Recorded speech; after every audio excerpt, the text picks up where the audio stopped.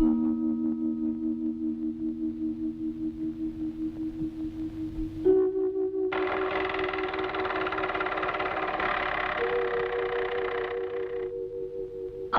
పాటలా మా జీవితం సాగిపోతుండేది.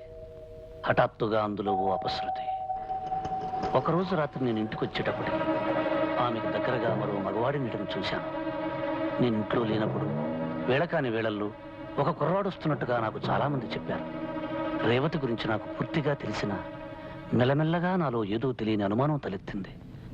ఇంకొక రోజు నేను ఇంటికి వచ్చేటప్పటికి ఆమెతో మాట్లాడి అతను కంటపడ్డాడు. నన్ను చూడగానే తప్పించుకోబోయాడు.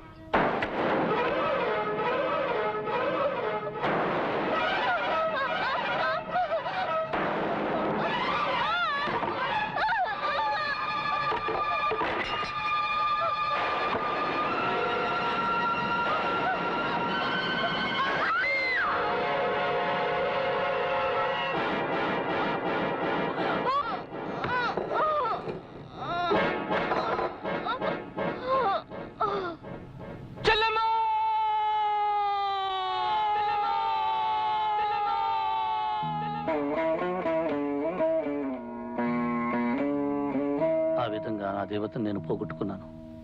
నా కంటి దీపాన్ని నేనే అర్పుకున్నాను. వాళ్ళన్నయ్య పోలీసు వెతికి తీవ్రవాదిని తెలిసింది. డబ్బు అవసరమైనప్పుడల్లా అతను వాళ్ళ చెల్లెల దగ్గరకు వస్తుండేవాడు.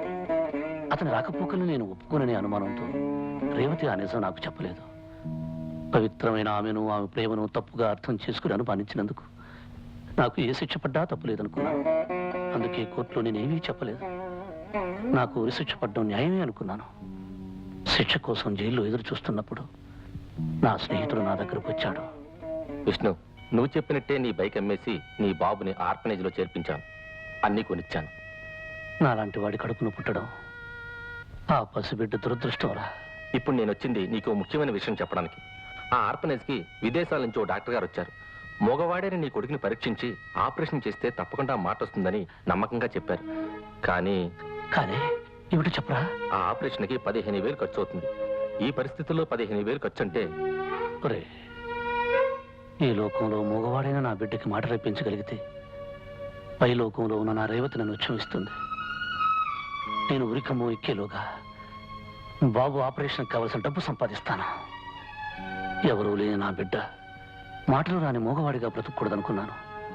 డబ్బు కోసం జైలు నుంచి తప్పించుకున్నాను. ఆ డబ్బు కోసమే ఈ నాటకం ఆడడానికి ఒప్పుకున్నాను. అంతేకాని నిన్ను మోసం చేయాలని కాదు కళ్యాణి. ఒకవేళ నీకది మోసం అనిపిస్తే నన్ను క్షమించు.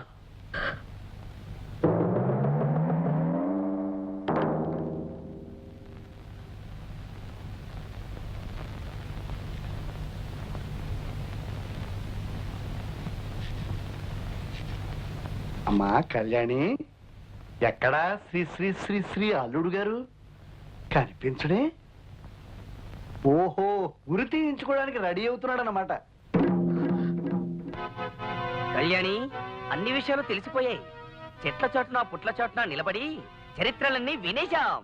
నువ్వు నోరు మీద పిచ్చి కన్నా. చూడమ్మా, ఈ కాగితాల మీద సంతకం చేయమ్మా. ఇవి స్టాంప్ కాగితాలు. వీటి మీద ఏం రాసుకోవాలో నేను మా అబ్బాయి తాపిగా చర్చించుకుని రాసుకుంటాను. చేయమ్మా. ఏమ్మా, సంతకం పెట్టడానికి మనసు ఒప్పడం లేదా? ఆహా, అయితే పని చేస్తాను. మీ నాన్నగారి దగ్గరికి వెళ్ళి మీ అల్లుడు గారు నిజానికి అల్లుడు కాదు, అబద్ధాలు చెప్పి నాటకం ఆడుతున్నాడు, నిజానికి ఓ హత్య చేసి ఉరి తీయబడ్డానికి సిద్ధంగా ఉన్నాడని చెప్పేస్తాను. మీ నాన్నగారు సింపుల్ గా గుండె అయిపోయి చచ్చిపోతాను. మీరు అడిగితే సంతకం పెడతాను.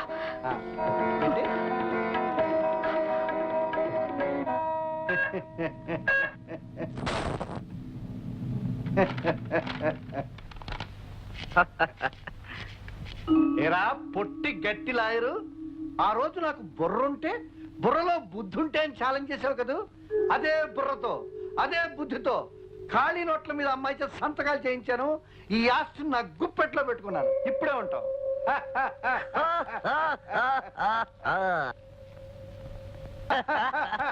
ఏ నుంచి ఈ ఆస్తి అంతా మందే. ప్లాన్ ఎవరిదిరా? నీదే నాన్న.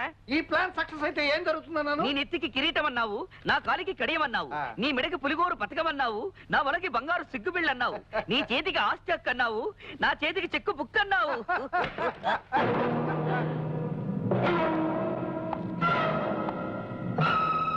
ఆ పేపర్లు ఇవ్వండి. ఇక నువ్వు మా జోలికి వచ్చావంటే నువ్వు కూని కొరువని అల్లుడిగా నాటకం ఆడుతున్నావు అని మా అన్నయ్యతో చెప్పేస్తాను. అవును చెప్పేస్తాం. మీరు ఆ విషయం చెప్పరు. ఎందుకంటే నేను ఒక హత్య చేసినా 2 హత్యలు చేసినా నాకు పడేది ఒకటే శిక్ష, ఉరి శిక్ష. శిక్షల గురించి మాకెందుకు? చూడు, అంకుల్ అమెరికాకు వెళ్లే లోపుగా నువ్వు గాని నీ కొడుకు గాని నా విషయం బయట పెట్టారంటే చంపేస్తాను. చెప్పు, మర్యాదగా పేపర్లు చెప్పు. చింపేయండి, లేకపోతే ప్రాణం తీసేస్తాడు. చింపేనా అన్నా, లేకుంటే చంపుతాడు. చెప్పేస్తున్నా.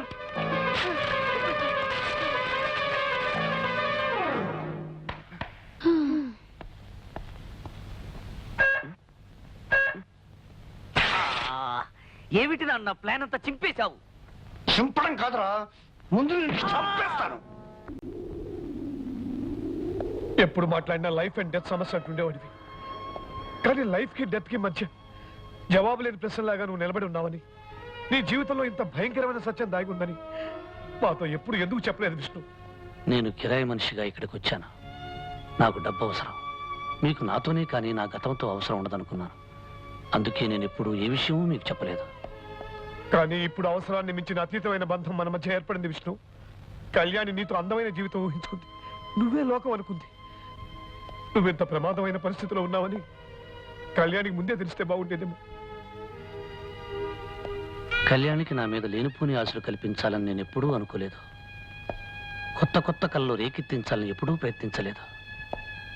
గాలికి కొట్టుకొచ్చిన గాలిపటంలా నేను ఇక్కడికి వచ్చాను. గాలిలోనే కలిసిపోతాననుకున్నాను. మృత్యు కూరల్లో ఇరుక్కున్నానని నాకు తెలుసు. కానీ మీ స్నేహం, అభిమానం, వాత్సల్యాల మధ్య నా చావును గురించిన భయం నాకు గుర్తు రాలేదు. మీతో సరదాగా ఆడుతూ పాడుతూ నా చివరి రోజుల్లో ప్రశాంతంగా గడుపుతున్నాననుకున్నానే గాని కళ్యాణి మనసులో స్థానం ఏర్పరచుకుంటున్నానని గమనించలేదు. నేను చేసిన పొరపాటు ఏమిటో అర్థమయ్యేసరికి ఆలస్యమైంది. నన్ను క్షమించాను. క్షమించడం? నేనెవరిని క్షమించడానికి? భవిష్యత్తులో తీరని లోటుతో సతమతం కాబోతున్న కళ్యాణి నా మాట అడుగు. నిన్ను క్షమించిన అర్థం చేసుకున్న కళ్యాణి చేయాలి.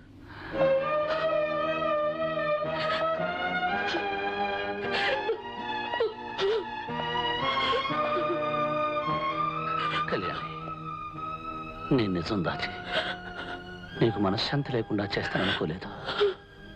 నన్ను నీ నిద్రలో వచ్చిన కళ్ళనుకో. మెలకు వచ్చిన తర్వాత ఆ కళ్ళని మర్చిపో. ఎంత తేలిక చెప్పారండి. నేను మిమ్మల్ని మర్చిపోవాలా? ఏనాడు ఏ దైవానికి ద్రోహం చేశాను? విధి నాతో విచిత్రంగా ఆడుకుంటోంది. ప్రేమ విషయంలో, పెళ్లి విషయంలో దురదృష్టం నన్ను ఎప్పుడు వెంటాడుతూనే ఉంది. మీరే లేనప్పుడు ఇక ఈ జీవితం ఎవరి కోసం నడపాలి? నడిపిన జీవితంతో వితంతువులా విరాగిలా గడుపుతానే గాని